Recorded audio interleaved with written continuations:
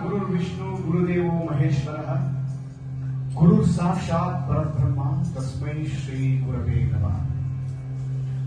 अज्ञानतिमिरान्धस्य ज्ञानाञ्जनशलाकया चक्षुरुन्मीलितं येन तस्मै श्री गुरवे नमः। ತುಳಸಿದಾಸನಾಗಿ ಇವತ್ತು ರಾಮಚರಿತಮಾನಸವನ್ನ ಬರೆದು ಕಾಶಿಯ ಪವಿತ್ರವಾದಂತಹ ಸ್ಥಳ, ಅಲ್ಲಿಯ ವಿಶ್ವನಾಥನ ಸನ್ನಿಧಿಯಲ್ಲಿ, ಹಾಗೆ ವಿಶಾಲಾಕ್ಷಿ ಸನ್ನಿಧಿಯಲ್ಲಿ, ಹಾಗೆಯೇ ಮಾತಾ ಅನ್ನಪೂರ್ಣೇಶ್ವರಿಯ ಸನ್ನಿಧಿಯಲ್ಲಿ ಶಿವನ ಪದತಲದಲ್ಲಿ ಅದನ್ನ ಇರಿಸಿ ಸತ್ಯಂ ಶಿವಂ ಸುಂದರಂ ಎನ್ನುವಂತಹ ಅದ್ಭುತವಾಗಿರತಕ್ಕಂತಹ ಶಿವನ ಈ ವಾಣಿಯನ್ನ ಆಶೀರ್ವಾದ ಮುಖೇನ ಪಡೆದುಕೊಂಡಂತಹ ನಾನೇ ಧನ್ಯ. ಈ ಒಂದು ಇಳಿ ವಯಸ್ಸಿನಲ್ಲಿ ಹನುಮಂತನ ಪ್ರೇರಣೆಯಾಗಿದೆ.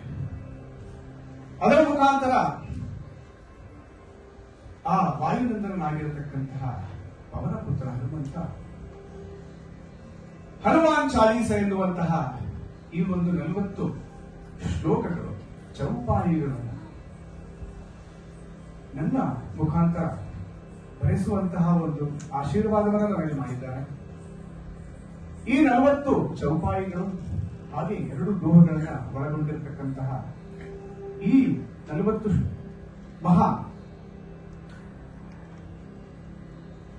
ಶ್ಲೋಕಗಳನ್ನ ಆ ಹನುಮಂತನ ಬದುಕುಗಳಲ್ಲಿ ಕೂಡ ತಿಳಿಸ್ತಾ ಇದ್ದೀನಿ. ಮೊದಲ ಅರ್ಧ ಭಾಗದಲ್ಲಿ ಹನುಮಂತನ ಗುಣ ವಿಶೇಷಣಗಳನ್ನ ಪ್ರತಿಬಿಂಬಿಸುವಂತಹ ಒಂದು ಕೆಲಸವನ್ನ, ಹಾಗೆಯೇ ಮುಂದಿನ ಅರ್ಧ ಭಾಗದಲ್ಲಿ ಹನುಮಾನ್ ಚಾಲೀಸವನ್ನು ನಾವು ಯಾಕೆ ಪಡಿಸಬೇಕು, ಹನುಮಂತನ ಪಾರಾಯಣವನ್ನು ಯಾಕೆ ಮಾಡಬೇಕು ಅನ್ನುವಂತಹ ಒಂದೆರಡು ಸಂದೇಶಗಳನ್ನು ಕೂಡ ಕೊಡುವಂತಹ ಒಂದು ಪ್ರಯತ್ನ. ಆ ಅಷ್ಟು 40 ಶ್ಲೋಕಗಳನ್ನ ಸರಳವಾಗಿ ರಾಮಾಯಣದಲ್ಲಿ ಉಲ್ಲೇಖವಾಗಿರತಕ್ಕಂತಹ ಕೆಲವೊಂದು ಕಥೆಯನ್ನು ಆಧರಿಸಿ ಅದನ್ನು ಸಾದರಪಡಿಸುವಂತಹ ಸರಳವಾದಂತಹ ಒಂದು ಪ್ರಯತ್ನವನ್ನ ಇಲ್ಲಿ ಮಾಡ್ತಾ ಇದ್ದೀನಿ. ಶ್ರೀ ಗುರು ಚರಣ ಸರೋಜ ರಜ ನಿಜಮನ ಮುಗುರ ಸುಧಾರಿ. ಆ ಗುರುವಿನ ಮಹಾತ್ಮೆಯಾದರೂ ಎಂಥದ್ದು. ಒಂದು ವೇಳೆ ಭಗವಂತ ನಮ್ಮಲ್ಲಿ ಕೋಪಿಸಿಕೊಂಡರೂ ಕೂಡ ಆ ಗುರು ನಮ್ಮನ್ನ ಕಾಪಾಡ್ತಾನೆ. ಹಾಗೆ ಶ್ರೀ ಗುರು ಚರಣ ಸರೋಜ ರಜ ನಿಜಮನ ಮುಕುರ ಸುಧಾರಿ. ಆ ಗುರುವಿನ ಪಾದದ ಧೂಳಿಯ ಸ್ಪರ್ಶವು ನನ್ನ ಈ ಮನಸ್ಸಿನ ಏನು ಕನ್ನಡಿ ಎನ್ನುವಂಥದ್ದಿದೆಯಾ ಅದನ್ನ ಶುದ್ಧೀಕರಿಸಿ. ವರಣವು ರಘುವರ ವಿಮಲ ಯಶ ಜೋದಾಯಕ ಪರಚಾರಿ. ಆ ರಘುಕುಲ ತಿಲಕ ರಾಮನ ಲೀಲೆಗಳನ್ನು ಹಾಡುವುದರ ಮುಖಾಂತರ ನಮ್ಮಲ್ಲಿರತಕ್ಕಂತಹ 5 ಬಗೆಯ ಕ್ಲೇಶಗಳು, ರಾಗದ್ವೇಷಾದಿ ಕ್ಲೇಶಗಳು, ಹಾಗೆಯೇ ಕಾಮಕ್ರೋಧಾದಿ ಅರಿಷಡ್ವರ್ಗಗಳು ಕೂಡ ನಮ್ಮನ್ನು ಸದಾ ಬಾಧಿಸ್ತಾ ಇರುತ್ತವೆ. ಅದೆಲ್ಲವುಗಳನ್ನು ದೂರ ಮಾಡಿ ನಮಗೆ ಧರ್ಮಾರ್ಥ ಕಾಮ ಮೋಕ್ಷಗಳೆಂಬ ಚತುರ್ವಿಧ ಪುರುಷಾರ್ಥಗಳನ್ನ ಭಗವಂತನ ಅನುಗ್ರಹದಿಂದ ನಮಗೆ ಕರುಣಿಸ್ತೀವಿ. ಜಯ ಹನುಮಾನ ಜ್ಞಾನ ಗುಣ ಸಾಗರ. ಹನುಮಂತ, ನಿನಗೆ ಜಯವಾಗಲಿ. ನೀನು ಜ್ಞಾನ ಗುಣ ಸಾಗರ. ಒಂದು ಮಾತಿದೆ, ವಿದ್ಯಾದಾದಿ ವಿನಯ ಅನ್ನುವಂಥದ್ದು. ವಿದ್ಯೆಯು ವಿನಯವನ್ನ ಕೊಡಬೇಕು ನಮಗೆ. ಹಾಗೆಯೇ ನಮ್ಮ ಮಾತು ಮತ್ತೆ ಅರ್ಥ ಕೂಡ ಒಂದೇ ಆಗಿರಬೇಕು. ವಾಗರ್ತಾದಿವ ಸಂಪೃಕ್ತವು ವಾಗಾರ್ಥ ಪ್ರತಿಪತ್ತೆ ಜಗತ್ತಾಪಿತರವು ಬಂದೇ ಪಾರ್ವತಿ ಪರಮೇಶ್ವರ ಅನ್ನುವಂತಹ ಮಾತಿದೆ. ಹಾಗೆ ಜ್ಞಾನ ಗುಣ, ಎಲ್ಲಿ ಜ್ಞಾನ ಇದೆಯೋ ಅಥವಾ ಎಲ್ಲಿ ವಿದ್ಯೆಯಿಂದ ಜ್ಞಾನವನ್ನು ನಾವು ಸಂಪಾದನೆ ಮಾಡಿದ್ದೀವೋ ಅದು ಮನುಷ್ಯರನ್ನ ಗುಣವಂತನನ್ನಾಗಿ ಮಾಡಬೇಕು. ಜ್ಞಾನ ಗುಣ ಸಾಗರ ಅಂತ ಹನುಮಂತ, ನೀನು ಜ್ಞಾನ ಗುಣ ಸಾಗರ. ಜ್ಞಾನವನ್ನು ಮಾತ್ರ ಹೊಂದಿದ್ದೀಯಾ ಅಲ್ಲ, ಅಪರಿಮಿತವಾಗಿರತಕ್ಕಂತಹ ಗುಣಗಳು ನಿನ್ನಲ್ಲಿವೆ. ಜಯ ಕಪೀಶತಿಹು ಲೋಕವು ಜಾಗರ. 3 ಲೋಕಗಳನ್ನ ಬೆಳಗಿಸುವಂತಹ ಮಹಾನ್ ಶಕ್ತಿ ನಿನ್ನಲ್ಲಿದೆ. ರಾಮದೂತ ಅತುಲಿತ ಬಲಧಾಮ. ರಾಮನ ದೂತನಾಗಿ ಅತ್ಯಂತ ಮಹಾ ಕಾರ್ಯಗಳನ್ನು ನೀನು ಮಾಡಿದ್ದೀಯ. ಅತುಲಿತ ಬಲಧಾಮ ಅಂದ್ರೆ ಬಲಾನ್ವಿತನು. ನಿನ್ನಂತಹ ಬಲವಂತರು ಬಹುಶಃ ಯಾರು ಇರಲಿಕ್ಕಿಲ್ಲ. ಎಲ್ಲರಿಗೂ ತಿಳಿದಿರತಕ್ಕಂತಹ ವಿಚಾರ, ಭಗವಂತನಾಗಿರತಕ್ಕಂತಹ ಶ್ರೀರಾಮನನ್ನ ತನ್ನ ಭುಜಗಳಲ್ಲಿ ಹೊತ್ತೊಯ್ದಂತಹ ಮಹಾನುಭಾವ ನೀನು. ಆ ಭಗವಂತನನ್ನೇ ನೀನು ಹೊತ್ತೊಯ್ದೀಯ ಅಂತ ಹೇಳಿದ್ರೆ ನಿನ್ನಲ್ಲಿ ಯಾವ ರೀತಿಯ ಒಂದು ಬಲ, ಅತುಲಿತ ಬಲಧಾಮ. ಅಂಜನಿ ಪುತ್ರ ಪವನ ಸುತ ಕೇಸರಿ ನಂದನ ಎಂಬುದಾಗಿ ನಿಮಗೆ ಬಹಳಷ್ಟು ನಾಮಗಳನ್ನ ಈ ಜಗತ್ತನ್ನ ಹಾಡಿಕೊಂಡಾಡ್ತಾ ಇದೆ. ಮಹಾವೀರ ವಿಕ್ರಮ ಭಜರಂಗಿ, ಇದೆಲ್ಲ ಹನುಮಂತನ ನಾಮಗಳೇ.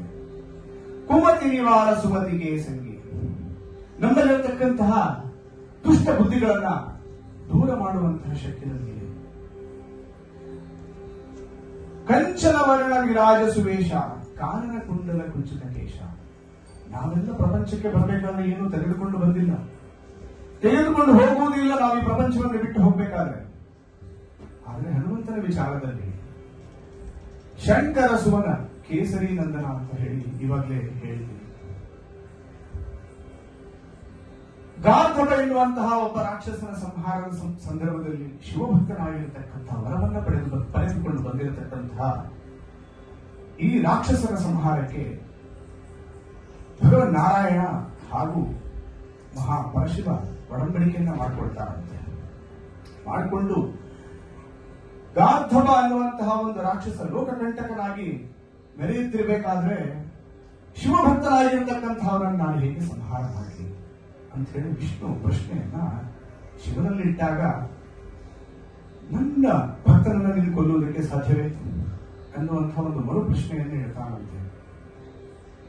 ಹೀಗೆ ಆ ಸಂವಾದದಲ್ಲಿ ನೀನು ನನ್ನ ಭಕ್ತನನ್ನು ಕೊಲ್ಲುವುದೇ ಆದ್ರೆ ನಾನು ನಿನ್ನ ಸೇವಕನಾಗ್ತೀನಿ ಅನ್ನುವಂತಹ ಒಂದು ಮಾತು ಪರಶಿವನಿಂದ ಬಂದಿರುವ ಕಾರಣವೂ ಏನು. ನಂತರದಲ್ಲಿ ಮಹಾವಿಷ್ಣು ಮೋಹಿನಿಯ ರೂಪವನ್ನು ತಾಳಿ ಆ ಗಾರ್ಧಪ ರಾಕ್ಷಸನನ್ನ ಕೊಂದು